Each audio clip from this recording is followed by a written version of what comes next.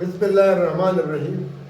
عبد المؤمن ستاسو په خدمت کې حاضر یم. ټولو مینوالو ته سلامونه، احترام د ټولو که دلته دي او که بهر دي چې ما ویني. کنج غریب آباد شروع کې ناست یم. د عبدالستار بمبار صاحب کلی دی او د هغه په ځای کې ناست دی، د هغه په دیره کې ناست دی، د هغه خوا ته ناست یو.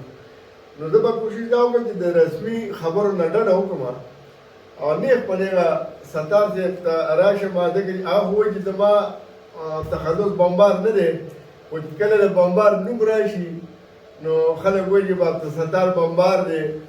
نو عبدالستار بمبار باندې دومره خلک په عبدالستار باندې دومره خلک نه پوهېدل څومره چې په بمبار باندې پوهېدلي. نو عبدالستار صاحب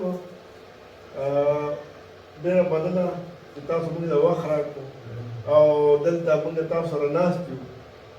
تاسو د ژوند کیسې خو ډېرې کړي دي، خلکو ته پته ده چې څنګه ژوند کړی دی، څنګه کتابونه لیکلي بې شماره او د هغه دي. نن سبا وخت څنګه تېرېږي؟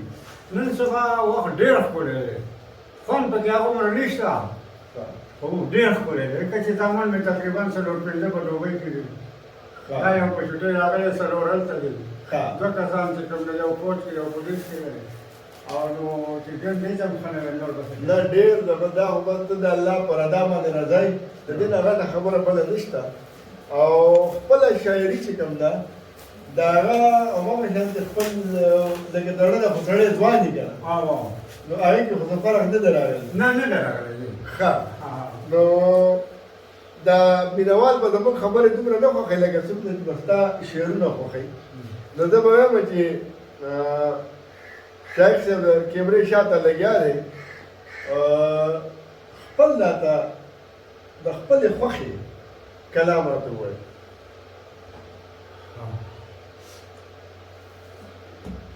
د خپلې خوښې به درته ویم که نه.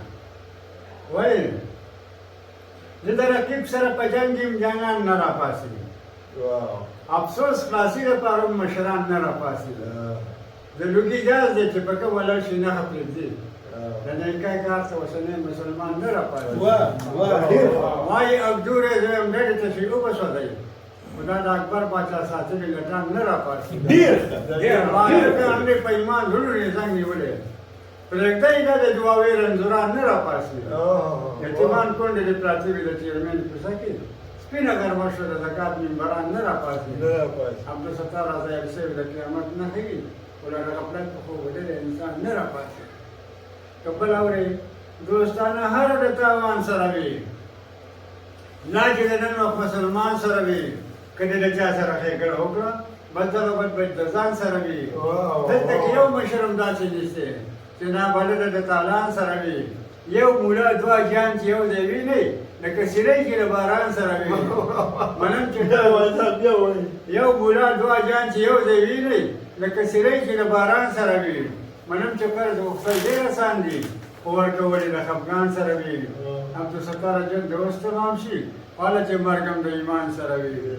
وایي چې د نه راځي تپوس په یاران څه کې، د آخر او د دنیا په تاوان څه کې، بندګي کوه خو اس کا شکر وباسه، لیونی کې په ګرانه ورځان څه کې، چې منکر نکیر دباو در باندې وکړي، لرګو مړه په داسې ایمان څه کې چې د خېټه د ارامو پیمانه ده.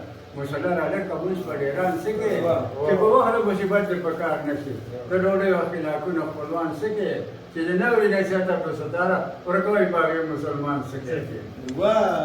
یاره ګرانې مینوالو، څوک چې د ستار صاحب څه کښېني نو سړی وایي چې بس دې اورم او ناست یم او د وخت نو پته نه لګي او دې دې لګیا وي. د ده یو شعر کې دنده څومره فلسفه پرته وي، که هغه مزاحیه دی خو په هغې کې څومره یو تن دی، یو کار پکې دی، په زړه باندې کیله راکاږي. نو سړی وایي چې اورم خو د وخت مجبوریانې دي، هغې سره وخت کم وي، موږ هم نور کارونه را په غاړه دي. نو سړی وایي چې عبدالستار بمبار واورم هغه لګیا او زما ورته غوږ کي، دا ټوله دنیا هم خوښوي. او مینوالو وخت داسې اوسي دی چې نن سبا وخت قیمتي دی، دې سره خپل وخت هم نشته. موږ به ځو څه کارونه به داسې کوو چې هغه به بیا راځو انشاءالله. موسم نه خشي بیا به د بمبار سے خواله راځو د هغه په ژوند باندې د هغه په شاعرۍ باندې به نورې خبرې کوو فی الحال به موږ تاسو نه اجازت غواړو په الله ګران شي